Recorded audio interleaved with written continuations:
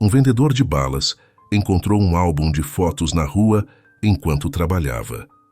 No mesmo dia, ele vê o homem das fotos na TV local e se assusta com o que acontecerá a seguir. O sol começa a se esconder atrás dos altos prédios da cidade, tingindo o céu de tons alaranjados e rosados. É fim de tarde e as ruas estão lotadas de carros, buzinas e pessoas apressadas. No meio dessa confusão, no cruzamento entre a Avenida Paulista e a Rua da Consolação, está Lucas, um jovem de 25 anos, com uma aparência que reflete os duros anos de vida nas ruas. Ele tem a pele bronzeada pelo sol, marcas de expressões de cansaço no rosto e olhos que parecem carregar o peso de uma vida cheia de desafios. Seu cabelo, negro e desgrenhado, está parcialmente coberto por um boné velho e desbotado. Veste uma camiseta surrada e calças jeans gastas, além de um par de tênis que já viram dias melhores. Nas mãos, carrega uma caixa de madeira com balas coloridas que oferece aos motoristas parados no semáforo. Apesar de tudo, o rapaz é resiliente. Aprendeu desde cedo a sobreviver nas ruas, a lidar com a indiferença das pessoas e a encontrar pequenas alegrias nas coisas mais simples. Porém, por trás de sua aparência endurecida, há um coração sensível, marcado por uma solidão profunda e um sentimento de que algo muito importante está faltando em sua vida. Enquanto o sinal fecha, o jovem aproveita o breve momento para descansar. Encosta-se em uma parede de concreto, respirando fundo. O cheiro de poluição é forte, mas para ele já é algo familiar. Nesse instante, seus olhos captam algo entre o lixo acumulado em um canto da calçada.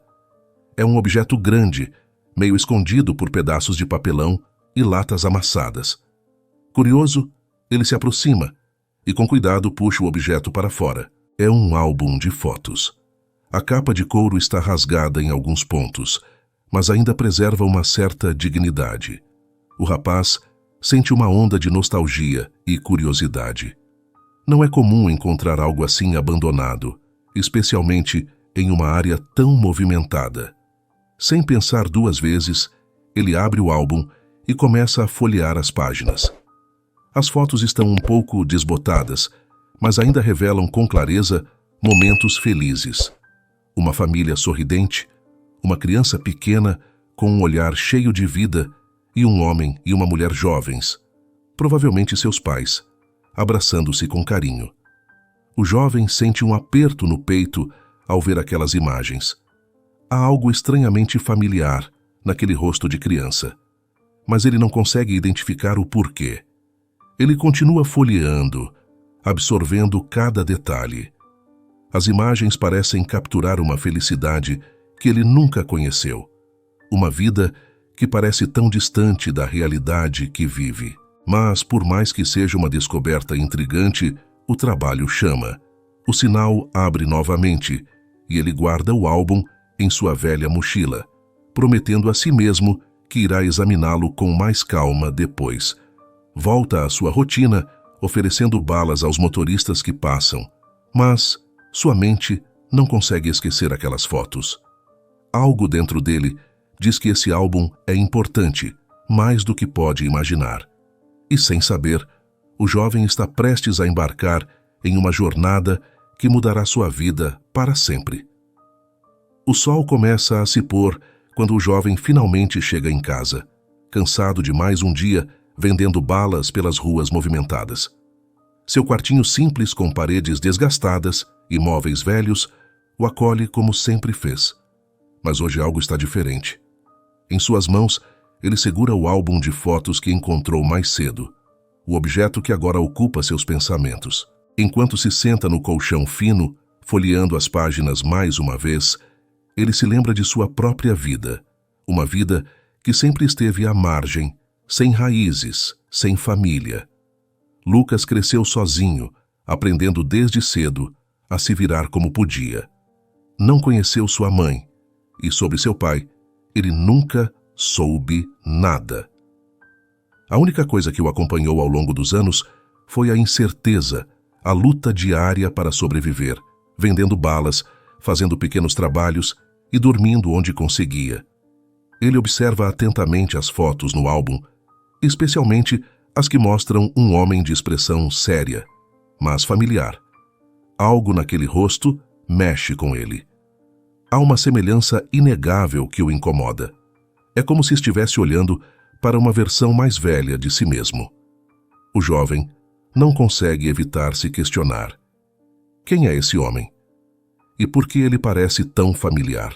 Sua mente está cheia de perguntas quando decide ligar a velha TV, um aparelho que ele mesmo consertou com peças de sucata. Assim que a imagem aparece, a figura do homem do álbum surge na tela, vestindo um terno impecável e falando com autoridade em um programa político. Dr. Renato Teixeira é o nome que é anunciado. Um candidato popular e influente, com chances reais de vencer as próximas eleições. O jovem sente um calafrio ao ver o homem na TV. Além da semelhança física, há um detalhe que chama sua atenção. Uma pequena cicatriz no queixo, idêntica à que ele próprio tem. Essa coincidência desperta um forte suspeito dentro dele. Poderia aquele homem ser seu pai? As dúvidas começam a tomar conta de sua mente, mas ele tenta manter a calma. Lucas desliga a TV com o coração acelerado. As peças do quebra-cabeça estão se encaixando, mas ele tem medo de acreditar.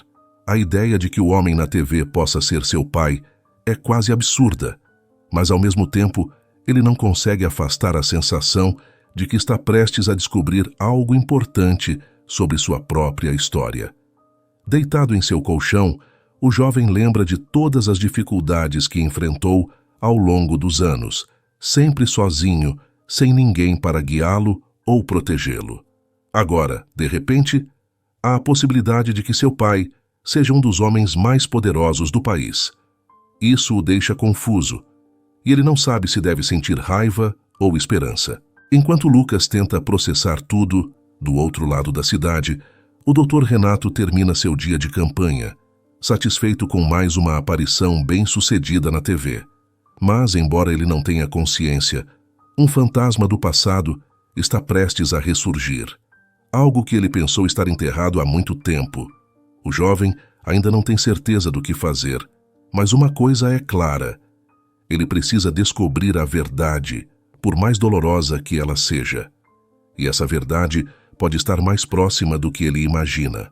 No dia seguinte, o sol mal havia nascido, mas Lucas já estava nas ruas, andando apressadamente entre os carros parados no semáforo. Sua mente ainda girava em torno da descoberta do dia anterior, e agora, mais do que nunca, ele sentia a necessidade de confrontar aquele homem que poderia ser seu pai. Enquanto passava entre os veículos, sacudindo seu saquinho de balas, ele olhava atentamente para os rostos dos motoristas, tentando reconhecer alguém que pudesse ajudá-lo. Mas, para sua frustração, ninguém parecia se importar. No primeiro semáforo, Lucas encontra Zezinho, um menino de 10 anos que também vendia balas e que tinha a língua mais afiada de todo o bairro. Zezinho, você já ouviu falar de um tal Dr. Renato? Aquele que aparece na TV? Zezinho, com seu jeito malandro, franze o senho e responde: Dr. Renato? Que Renato? Só conheço o Dr. Chucrute, o vendedor de pastel lá da feira. Lucas solta uma risada nervosa, mas insiste: Não, estou falando de um cara importante, um político. Parece que vai ter eleição e tudo mais. O menino revira os olhos e ri. Político? Isso aí é tudo igual. Prometem um monte de coisas e depois somem.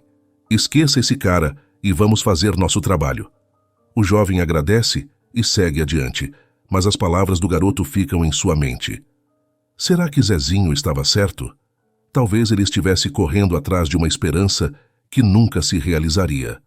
Mais adiante, ele cruza com Tião, um homem alto e magro, já na casa dos 40, que vivia pelas ruas desde que perdeu o emprego na fábrica. Tião, você conhece o Dr. Renato? Dizem que ele é importante, aparece na TV e tudo. Tião, com seu jeito calmo e cínico, balança a cabeça. Lucas, Esses caras só aparecem em época de eleição. Depois, somem que nem fumaça. Meu conselho? Não perca seu tempo com isso. Vai vender suas balas, que é mais garantido. Desanimado, mas sem desistir, o jovem continua sua busca. Pergunta a outros moradores de rua, mas todos têm a mesma resposta. Ninguém sabe quem é o tal Dr. Renato. E, para ser sincero, ninguém parece se importar. Para eles, a política era apenas um espetáculo distante, cheio de promessas vazias. Já cansado e quase sem esperanças, ele decide mudar de estratégia. No próximo semáforo, em vez de oferecer suas balas, ele começa a abordar os motoristas com a pergunta que não saía de sua cabeça. Você conhece o Dr. Renato Teixeira? Sabe onde posso encontrá-lo? A reação inicial é de estranhamento. Os motoristas o olham como se ele fosse louco. Alguns o ignoram, outros apenas levantam os vidros dos carros. Mas o rapaz persiste, até que um homem em um carro de luxo abaixa o vidro e responde: Dr. Renato? Ele vai estar hoje no Centro de Convenções do Parque das Nações. Vai dar uma entrevista coletiva por volta das 16 horas. Lucas sente o coração acelerar. Finalmente uma pista. Ele agradece o homem e corre para contar a novidade a Zezinho, que o observa com um olhar curioso. Você vai mesmo atrás desse cara? Lucas, com uma determinação renovada, apenas sorri. Vou sim, Zezinho. Eu preciso saber a verdade. Com essa nova informação, o rapaz sente que o destino está se desenhando diante de seus olhos. No final da tarde, ele estará no centro de convenções, pronto para confrontar o homem que acredita ser seu pai. Enfia as mãos nos bolsos e sente apenas algumas moedas. Ele não tem nem sequer o suficiente para pegar um ônibus até o centro de convenções. Desesperado, decide que a única maneira de conseguir o dinheiro necessário é vender o máximo de balas possível. O jovem começa a correr pelas ruas como se estivesse sendo perseguido. Seus colegas de trabalho nos semáforos o observam com um misto de surpresa e diversão.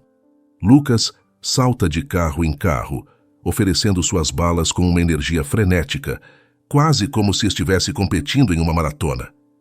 Ei, Lucas! O que é isso? Tá com formiga nas calças! Grita Paulinho, um garoto que geralmente divide o ponto com ele. Nem parece que vende bala. Tá parecendo um canguru pulando desse jeito. Lucas, com um sorriso animado, responde: Hoje é dia de ganhar dinheiro, Paulinho. Vai ver só, vou vender tudo rapidinho. Ele continua a pular de um carro para o outro, como se cada segundo fosse crucial. As pessoas nos carros olham para ele com certa perplexidade, mas sua determinação e insistência fazem com que as moedas e notas começam a cair em seu saquinho.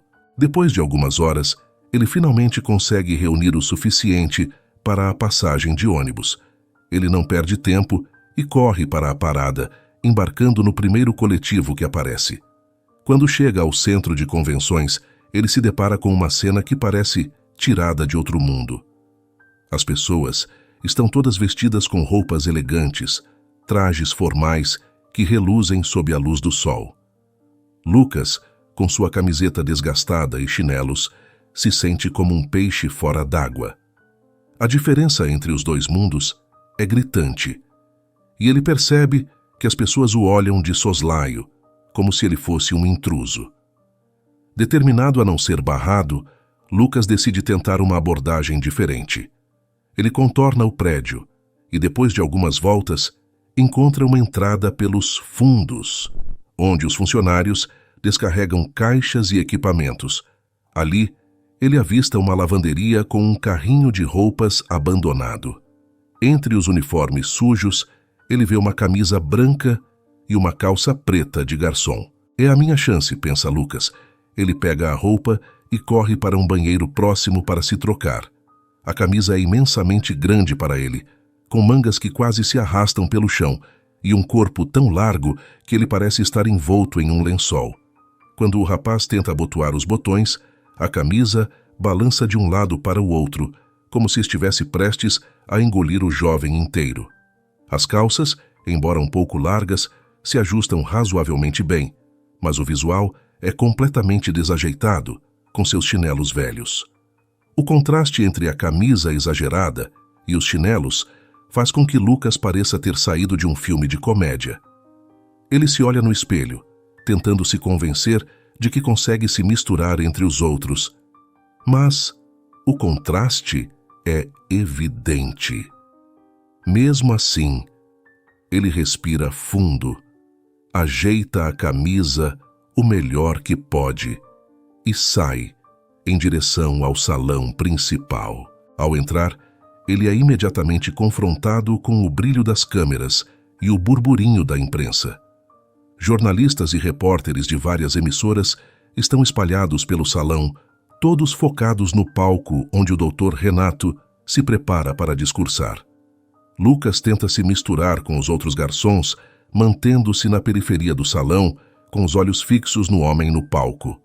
O Dr. Renato começa seu discurso com a habitual eloquência, prometendo melhorias na educação e na saúde, destacando como vai investir os recursos públicos para transformar a vida da população. Mas Lucas não consegue prestar atenção em nada disso. Seus olhos estão fixos na cicatriz no rosto do político e na semelhança inegável que ele começa a enxergar. Cada palavra que o Dr. Renato diz parece aumentar o peso do coração de Lucas. O jovem sente que aquele homem poderia, de fato, ser seu pai. À medida que o discurso se aproxima do fim, Lucas sente uma onda de coragem crescer dentro de si. Ele não consegue mais esperar. Empurrado por uma força maior, ele se aproxima do palco e, em um impulso, grita: "Dr. Renato, preciso falar com você. Acho que sou seu filho." O salão cai em um silêncio momentâneo e todos os olhos se voltam para o jovem. O político, visivelmente desconcertado, olha na direção de Lucas, mas rapidamente desvia o olhar, fingindo não tê-lo ouvido. O rapaz, sentindo-se ignorado, repete, agora com mais intensidade: "Estou aqui, me olhe, papai." O desconforto do homem aumenta e ele percebe que alguns repórteres estão começando a se interessar pelo que está acontecendo. Sem pensar duas vezes, ele se afasta do palco rapidamente, tentando evitar qualquer tipo de confronto público. Lucas tenta segui-lo, mas é imediatamente barrado pela segurança. Ele luta para se desvencilhar, mas é contido enquanto o Dr. Renato desaparece pelos corredores. O jovem fica ali parado, com os olhos fixos na direção que o candidato político tomou, sentindo uma mistura de frustração, tristeza e desespero. Lucas se sente completamente desamparado quando percebe que não tem dinheiro suficiente para voltar para casa. Gastou tudo o que tinha para chegar ao centro de convenções e agora, sem um centavo no bolso, se vê obrigado a caminhar. A chuva começa a cair forte e ele se arrasta pelas ruas, molhado até os ossos. As gotas de chuva formam poças em torno dos seus pés, que já estão encharcados e frios. Ele continua andando, tentando não pensar na fome que o atormenta, na dor nos pés e na exaustão que o acompanha. Passam-se 3 horas até que ele finalmente chega ao seu refúgio, a pequena casa onde vive. Lucas se joga no colchão, o corpo todo gelado e sujo de lama. Fica ali, olhando o teto com desespero. Talvez seja melhor desistir, pensa. Eu não tenho certeza de que aquele homem é mesmo meu pai. E mesmo que fosse, ele é um político importante e inacessível. O que eu posso fazer? Mas apesar de tudo, a determinação não o abandona. Ele se levanta, sacode a água dos pés e se convence de que deve tentar mais uma vez. Não posso desistir agora. Eu preciso saber a verdade. Nos dias seguintes, Lucas continua a vender suas balas nas esquinas, mas o ambiente ao seu redor mudou. Os outros meninos o provocam constantemente, rindo da sua tentativa de encontrar o Dr. Renato. E aí, conseguiu falar com o Dr. Renato? "Vendeste muitas balas." "É." "Beto, O mais sarcástico do grupo não perde a chance de zombar, e todos riem da situação. Lucas, com a cabeça baixa, ignora as piadas. Seu foco é acumular o máximo de dinheiro possível, mesmo que isso signifique passar fome. Ele sabe que precisa estar preparado para a próxima oportunidade, que ele sente que está por vir. E a oportunidade finalmente surge. Lucas ouve uma conversa entre alguns moradores de rua e descobre que o Dr. Renato estará presente em uma cerimônia de inauguração de um parque no seu próprio bairro. A chance parece perfeita. Um evento no seu próprio território, onde ele não precisa de disfarces nem de artifícios. No dia da cerimônia, Lucas está lá, misturado à multidão, com o álbum preso debaixo do braço. Ele se aproxima o máximo possível do palco. Quando finalmente os olhos do Dr. Renato encontram os seus, Lucas sente o coração acelerar. O político parece reconhecer Lucas instantaneamente. A pausa, no discurso do político, é breve, mas perceptível. Ele olha para o jovem com uma mistura de confusão e preocupação. O rapaz ergue o álbum, tentando chamar a atenção do político. A tensão no ar é palpável. O Dr. Renato continua seu discurso, mas não consegue desviar o olhar de Lucas. A situação é carregada de emoção. E o jovem se sente ansioso, mas determinado. Quando a cerimônia chega ao fim, o candidato se aproxima dele com um semblante sério. "Precisamos conversar", diz o homem, a voz carregada de uma tensão que não passa despercebida. "Venha comigo." O jovem segue o político com o coração batendo forte no peito. Ele está prestes a descobrir se suas suspeitas estavam certas e a confrontar um passado que ele nunca conheceu. Os dois percorrem um longo corredor até que um terceiro homem se junta a eles. Seu nome é Carlos, o conselheiro do Dr. Renato. O ambiente é austero e elegante, com paredes revestidas em tons neutros e uma iluminação discreta. No final do corredor, entram em uma pequena sala de reuniões. O político não consegue desviar o olhar de Lucas, que segura o álbum com firmeza.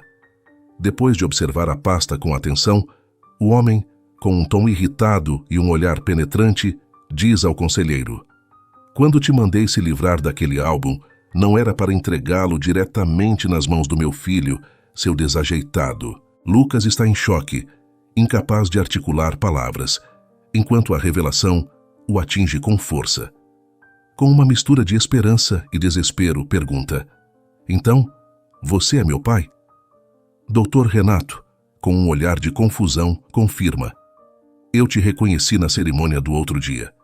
De fato, temos uma semelhança impressionante." O conselheiro Carlos, preocupado com a situação, interrompe: "Dr. Renato, é crucial focarmos na campanha agora. Qualquer polêmica familiar pode prejudicar suas chances, e os adversários estão prontos para explorar qualquer fraqueza." Lutando contra a tensão, Renato começa a explicar com um tom pesaroso. Sua mãe faleceu em um acidente de carro logo após seu nascimento. Eu era jovem demais e estava começando a carreira universitária. Não estava preparado para a paternidade. Por isso, te deixei com uma tia. Lucas balança a cabeça, lembrando da tia que ele conheceu. Eu me lembro dela, mas ela vivia bêbada e sempre trazia um homem diferente para casa. Eu acabei vivendo nas ruas. Visivelmente culpado, o político continua: "Eu sabia que não era a melhor solução, mas eu não tinha alternativas.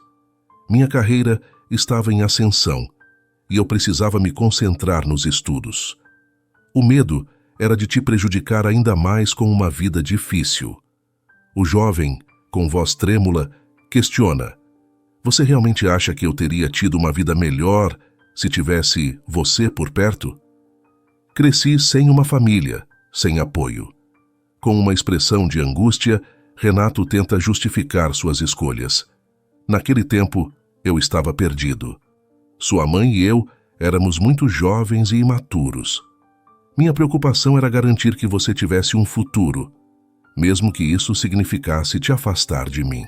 As lágrimas começam a escorregar pelo rosto de Lucas. E o que eu ganhei com isso?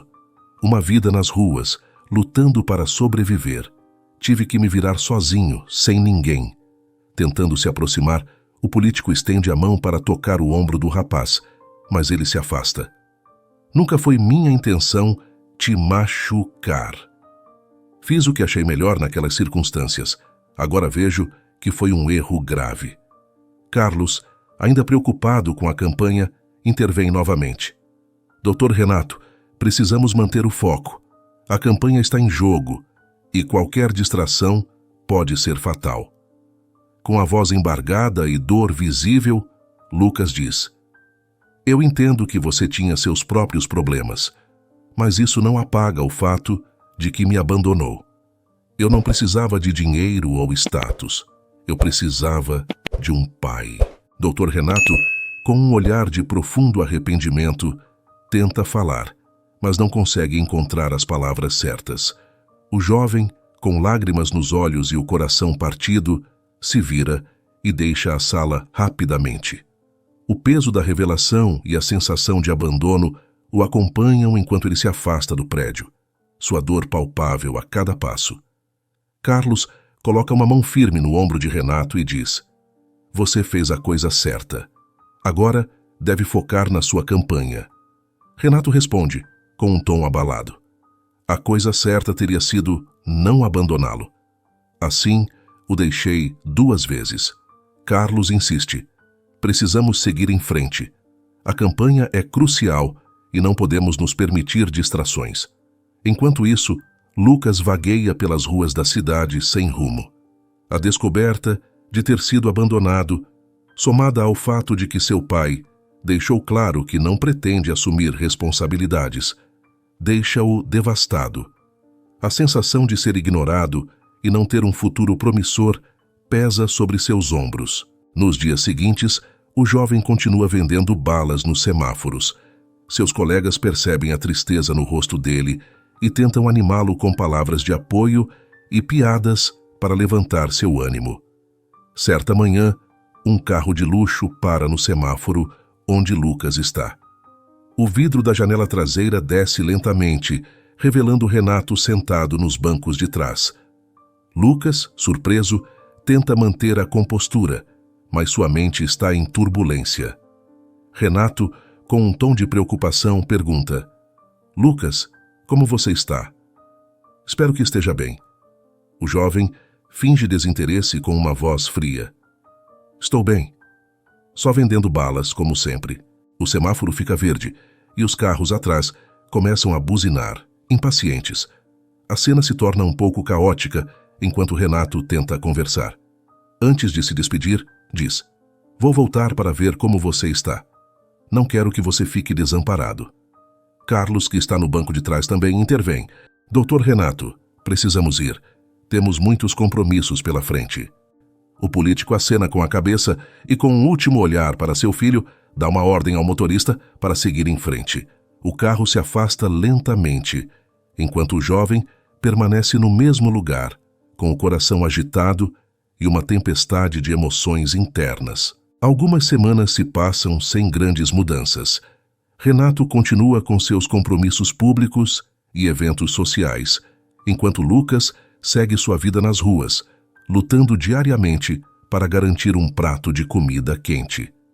Certa manhã, Lucas é surpreendido quando seu pai aparece a pé. Vestido de maneira casual, com uma simples camiseta e jeans, ele não é imediatamente reconhecido, já que as únicas vezes em que Lucas o viu antes, estava sempre em um elegante terno e gravata. Enquanto caminham e conversam sobre assuntos triviais, Renato menciona que, quando era mais jovem, vendia picolés para sobreviver. Compartilha que, apesar de suas origens humildes, ele conseguiu se elevar na vida. Então, ele retira um maço de notas da carteira e oferece a Lucas, dizendo: Se precisar, posso te ajudar com isso. Não hesite em pegar o dinheiro. Lucas fica boquiaberto ao ver a quantidade de cédulas. Sua surpresa logo se transforma em raiva. Você acha que pode me comprar com isso? Diz ele, com a voz carregada de indignação. Eu não quero o seu dinheiro. O que eu quero é conhecer o pai que nunca tive. Renato, impressionado com a profundidade e a maturidade de Lucas, fica em silêncio por um momento. Nesse instante, um carro passa e o político pergunta quanto custam as balas.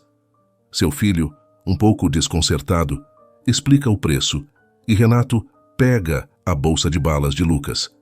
Ele se aproxima do carro e faz a venda. Quando volta, sorri e diz: "Viu? Sou tão bom quanto você para vender na rua." Os dois riem juntos pela primeira vez, e é como se um vínculo novo e inesperado tivesse começado a se formar entre eles. A conexão, embora ainda frágil, marca um início promissor para o relacionamento que até então parecia impossível. As visitas do pai ao filho se tornam cada vez mais frequentes. Apesar das dificuldades, é evidente que Renato está fazendo um esforço para se aproximar de seu filho. As conversas entre eles são mais naturais, e o homem parece genuinamente interessado em conhecer Lucas. Certa manhã, enquanto o gato jovem está vendendo suas balas no semáforo, um carro de luxo para e Carlos, o conselheiro de Renato, desce e se aproxima rapidamente. "Cara, preciso te falar", diz Carlos com um tom grave. Seu pai está extremamente ocupado com a campanha. Está quase na reta final, e os números nas pesquisas estão ao seu favor. Você entende que, se vocês continuarem se encontrando, a imprensa vai explorar essa história para arruinar a carreira dele, certo? É isso que você quer? Lucas, surpreso e com um semblante confuso, pergunta: "O que você quer dizer com isso?" Carlos suspira e explica, tentando ser o mais claro possível. Seu pai está em uma posição crítica. Se a mídia descobrir sobre você e o fato de que ele te abandonou, isso pode destruir tudo o que ele construiu até agora. Ele está tentando ajudar você sem prejudicar sua carreira.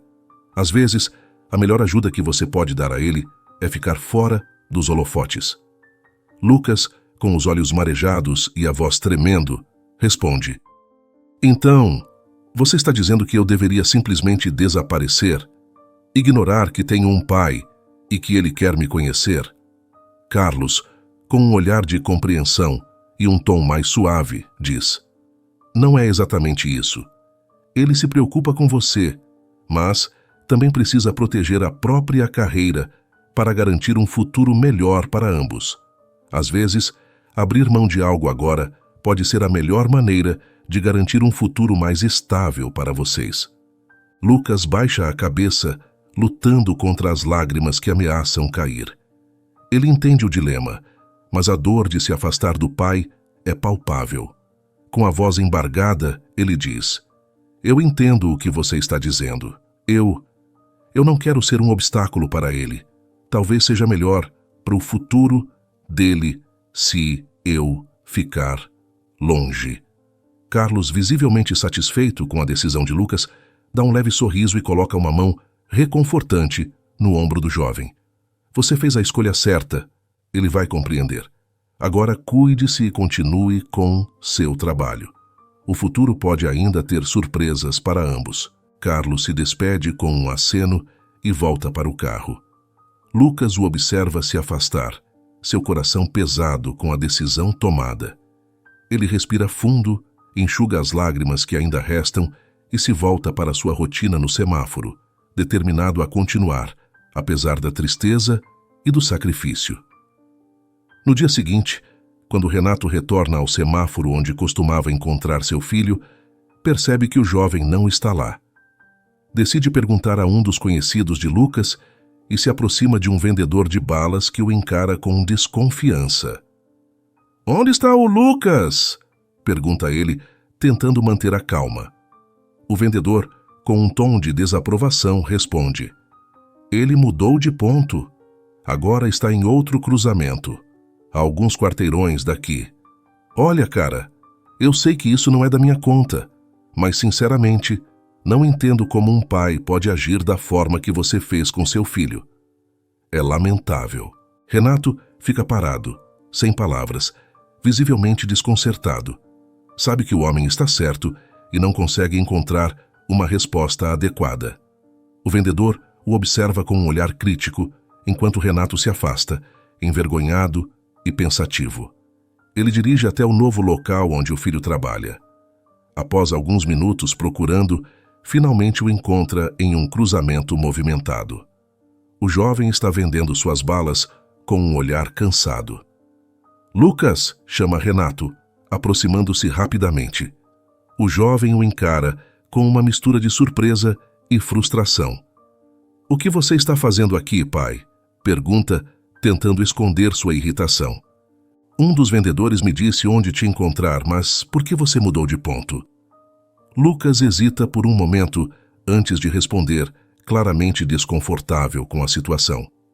"Carlos me disse que seria melhor eu me afastar durante essa fase delicada da campanha eleitoral. Ele achou que seria menos complicado para você se eu não estivesse por perto." Renato fica surpreso, quase sem acreditar no que ouve. "Carlos te disse isso? Eu não sabia de nada. Não tinha ideia de que ele estava interferindo nesse nível nas nossas vidas pessoais." Lucas suspira, visivelmente desapontado, mas mantém a voz firme. "Pai, eu entendo. Sei que o que você está fazendo é importante. Você quer realmente mudar a forma como a política é feita neste país. Fazer algo concreto para quem precisa. E se me afastar é o melhor para isso, então eu estou disposto a sair de cena." Renato, tomado por um misto de emoções, olha para o filho, tocado pelas palavras do jovem. "Lucas, eu aprecio sua compreensão, mas não quero abrir mão de te conhecer melhor, de recuperar o tempo que perdi com você." Nesse momento, um furgão de TV chega em alta velocidade e para abruptamente ao lado. Um repórter sai correndo e aponta a câmera para Renato. "Dr. Teixeira, o senhor pode comentar sobre as alegações de que teria abandonado um filho? Há rumores circulando com insistência sobre isso. Como pretende lidar com essa situação, considerando que o senhor defende tanto os valores da família?" pergunta o repórter, tentando captar a atenção. Renato tenta manter a compostura e responde com firmeza. "Entendo que a situação é delicada, mas minha prioridade agora é lidar com a questão de forma honesta e respeitosa. A vida pessoal de qualquer pessoa não deve ser um motivo para julgar sua capacidade de cumprir suas funções públicas." O repórter, percebendo uma oportunidade, insiste. "Mas, Dr. Teixeira, como o senhor pode continuar defendendo esses valores se está demonstrando que não respeita o que prega? Não seria mais prudente dar um passo atrás e deixar o cargo para alguém que realmente pratica o que diz?" Renato, visivelmente incomodado, tenta desviar a atenção da câmera. "Estou aqui para resolver o que precisa ser resolvido. A situação familiar não deve ser um espetáculo público. Precisamos tratar disso com a seriedade que merece." O repórter não desiste e, em busca de um escândalo, continua a pressionar. "Como o senhor pode conciliar o que está acontecendo com os valores de honestidade e integridade que tanto defende? O público não merece uma explicação clara sobre essa contradição?" Renato, agora ainda mais pressionado, responde, tentando manter a calma. "O público merece que os assuntos sejam tratados com a devida seriedade, e é exatamente isso que estou fazendo. Minha vida pessoal é um tema delicado e deve ser tratado com respeito, não como uma oportunidade para sensacionalismo." O repórter tenta direcionar a câmera para Lucas, mas o jovem permanece em silêncio, observando a cena com uma expressão preocupada. O homem, angustiado e ainda frustrado, puxa Lucas pelo braço e o leva rapidamente para o carro. "Vamos, precisamos sair daqui antes que a situação piore." "Vou te levar para um lugar seguro", diz Renato, enquanto se apressa para entrar no veículo. O homem dirige pela cidade sem destino certo por mais de 1 hora, com o silêncio pesado entre ele e Lucas. Os pensamentos o assombram, mas ele se esforça para manter a calma. Lucas, ao seu lado, Observa as ruas passando pela janela, sentindo a tensão no ar.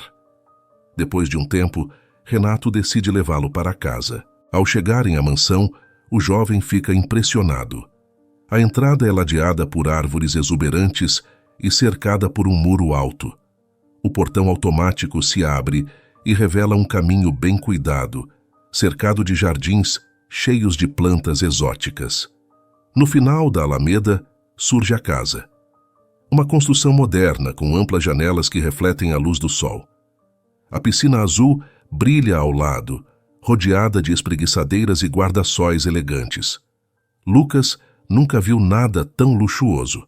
Fica sem palavras enquanto segue o pai para dentro. O interior é decorado com móveis elegantes, obras de arte nas paredes e tapetes finos. Cada detalhe parece escolhido para impressionar. Ao entrarem na sala de estar, encontram Carlos, visivelmente agitado, andando de um lado para o outro. Assim que vê Renato, ele para e o encara. Renato, sem rodeios, o repreende. Carlos, você não deve se meter na minha vida pessoal. Isso é uma questão entre mim e meu filho, e você não tem o direito de interferir. Carlos o enfrenta com olhos arregalados, à beira de perder a calma. Você tinha que me ouvir! Exclama, quase gritando. Sem perder tempo, liga à TV. Vários canais estão passando repetidamente a cena do repórter questionando Renato. Carlos fala com tensão na voz. Já era. Seus adversários vão estar rindo à toa com essa sua mancada. Renato observa as imagens na TV e se volta para Carlos, preocupado. E agora, o que fazemos? O conselheiro não hesita. Precisamos organizar uma coletiva de imprensa, onde você vai listar, ponto por ponto, tudo o que já fez pela coletividade desde que entrou na política. Isso não vai apagar a polêmica, mas pelo menos pode ajudar a segurar as pontas. Lucas, paralisado, se dá conta de que é o causador de todo esse caos. A culpa pesa sobre ele, sabendo que Carlos apenas queria proteger a campanha de seu pai. Renato, tentando aliviar o clima, sorri ironicamente para Lucas. Se minha carreira acabar hoje, pelo menos posso vender balas nos semáforos do centro. Brinca, tentando arrancar um sorriso do filho. No dia seguinte, a expectativa para a coletiva de imprensa é enorme. Uma multidão de repórteres se aglomera na sala, com câmeras e microfones prontos para capturar cada detalhe. Renato passou a noite em claro, repetindo os pontos que Carlos preparou, tentando encontrar a força necessária para enfrentar o que viria. Lucas se senta na primeira fila, observando o pai com uma mistura de orgulho e preocupação. Renato se aproxima do púlpito, respira fundo e se prepara para falar. Mas antes mesmo que possa pronunciar uma palavra, é interrompido por uma enxurrada de perguntas dos jornalistas. O que o senhor tem a dizer sobre as acusações de ter abandonado um filho? Como isso reflete nos valores que o senhor prega? Doutor Teixeira, não acha que está sendo hipócrita ao falar de família e valores, enquanto sua própria vida pessoal está cheia de segredos? O senhor promete tanto, mas e as promessas que ainda não cumpriu? Como espera que o cidadão confie em alguém que não consegue nem manter sua família unida? Renato, como o senhor responde às críticas de que toda a sua campanha é uma farsa, um teatro para esconder suas falhas pessoais? Por que deveríamos acreditar em suas palavras quando seus atos mostram exatamente o contrário? Lucas observa seu pai sendo bombardeado por perguntas cruéis. De repente, ele se levanta, a voz cheia de emoção. Chega! Eu não vou ficar calado enquanto vocês destroem o homem que mal tive a chance de conhecer. Meu pai dedicou a vida a essa cidade, a esse país. Ele não é perfeito, mas nunca desistiu de lutar por um futuro melhor para todos vocês. Os repórteres ficam em silêncio, enquanto Lucas continua. Vocês querem escândalos, manchetes que vendem, mas esquecem do que realmente importa. Meu pai é um homem que cometeu erros, sim, mas fez mais por essa cidade do que qualquer um de vocês jamais fará. Onde estão os valores de vocês? O que estão fazendo pela sociedade? Eu estou ao lado do meu pai. Todos nós temos nossos erros, mas é a capacidade de seguir em frente que importa. Se vocês não enxergam isso, então o problema não está nele. Está em vocês. Renato está visivelmente emocionado enquanto Lucas sobe ao palco e o abraça. As câmeras dos fotógrafos disparam incessantemente, capturando o momento de reconciliação entre pai e filho. A cena é tocante, e os dois permanecem assim por um tempo, ignorando a multidão ao redor. Quando finalmente se afastam, uma sensação de paz e compreensão paira no ar. Sem dizer uma palavra, eles saem do local, com os repórteres e fotógrafos observando perplexos. Nos dias seguintes, Renato e Carlos se concentram em manter o foco em algo além do escândalo. Eles se afastam das notícias e da televisão, passando horas conversando sobre a vida, sobre o passado e o futuro. Renato sente que seu mundo caiu, mas o desespero dá lugar a uma nova perspectiva. A derrota eleitoral é praticamente certa. Ele sabe que os números serão devastadores, possivelmente o pior resultado eleitoral da história do Brasil. Enquanto caminha pela casa, Renato reflete sobre a situação. Eu nunca pensei que a política me levaria a esse ponto, diz ele, a voz carregada de tristeza e aceitação. Mas, estranhamente, sinto que tudo isso me trouxe algo mais valioso. Carlos, sentado à mesa, observa Renato com um olhar de compreensão. O que está fazendo com que você se sinta assim? Renato sorri, um sorriso cheio de uma nova sabedoria. Acho que descobri o que realmente importa. Não são as eleições ou o prestígio de uma posição. O que eu sempre quis era me reconectar com meu filho. E agora que isso aconteceu, me sinto completo. Lucas, que está na sala ao lado, escuta a conversa e decide se juntar aos dois. Ele se aproxima de Renato e diz com um tom caloroso: Pai, nunca pensei que chegaria a conhecer você desta forma. O que você está fazendo por mim agora é algo que nunca esquecerei. Renato coloca a mão no ombro de Lucas. Eu sei que cometi erros, e sei que o que fiz foi insuficiente para reparar o tempo perdido. Mas, por favor, entenda que quero fazer de tudo para ser o pai que você merece. E quero que saibas que, acima de tudo, estou aqui por você. O jovem sorri emocionado. Eu também quero aprender mais sobre você, pai. Quero entender suas histórias e seus sonhos. E, mais importante, quero construir algo juntos. Os dois passam o resto dos dias conversando e se conhecendo melhor. Renato descobre detalhes da vida do filho, suas aventuras e desafios. Lucas, por sua vez, ouve atentamente as histórias e as lições que Renato tem para compartilhar. Juntos, eles começam a fazer planos para o futuro, focando em construir uma relação sólida e significativa. Enquanto a data das eleições se aproxima, Renato faz as pazes com sua derrota iminente. Ele percebe que, apesar dos desafios, a verdadeira vitória está em ter recuperado seu filho e construído uma relação que vale mais do que qualquer cargo político. Não importa o que aconteça, diz Renato olhando para Lucas, o que realmente importa é o que estamos construindo aqui e agora. O resto é secundário. Chega o dia das eleições. Pai e filho estão tão envolvidos em reconstruir e fortalecer o vínculo entre eles que nem sequer percebem o que acontece ao redor. A conexão recém-descoberta e o profundo entendimento mútuo ocupam todos os pensamentos deles. De repente, Carlos entra na vila com uma expressão preocupada. Ele se dirige a Renato e Lucas, que estão relaxados na sala de estar. Renato, eu tentei ligar para você, mas o telefone está desligado, diz Carlos com urgência na voz. Ligue a TV agora. Qual canal? Pergunta Renato, um pouco confuso. Qualquer canal, apenas ligue, insiste Carlos. Renato e Lucas trocam um olhar surpresos e rapidamente ligam a televisão. As notícias estão em plena transmissão ao vivo e a voz do cronista ecoa pelo ambiente. É inegável que a situação familiar do candidato Teixeira teve um impacto significativo na comunidade, especialmente após as palavras de seu filho, diz o jornalista com entusiasmo. Esta eleição será lembrada como um marco histórico. Nunca antes um candidato obteve tantos votos e a participação nas urnas foi excepcionalmente alta. Renato e Lucas permanecem em silêncio, atônitos.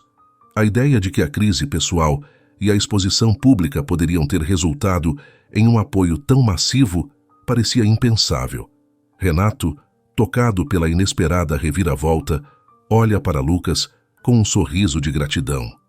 Parece que, de alguma forma, a verdade sobre nós dois acabou sendo a nossa maior força, diz Renato com um tom emocionado. Lucas, sentindo uma mistura de alívio e realização, responde: é incrível como as coisas podem mudar. Não importa o que aconteça agora, temos algo muito mais valioso do que qualquer cargo ou título. Carlos, aliviado, se junta a eles. Parabéns, Renato. Parece que, apesar de tudo, vocês conseguiram algo realmente especial. Juntos, pai e filho se abraçam, cientes de que, independentemente do resultado eleitoral, encontraram algo que transcende qualquer sucesso político: o poder da reconciliação e do amor verdadeiro. E aí, gostou da história? O canal Vivências Narradas agradece sua companhia. Não se esqueça de dar um like no vídeo, se inscrever no canal e comentar aqui embaixo o que achou da história. Até a próxima!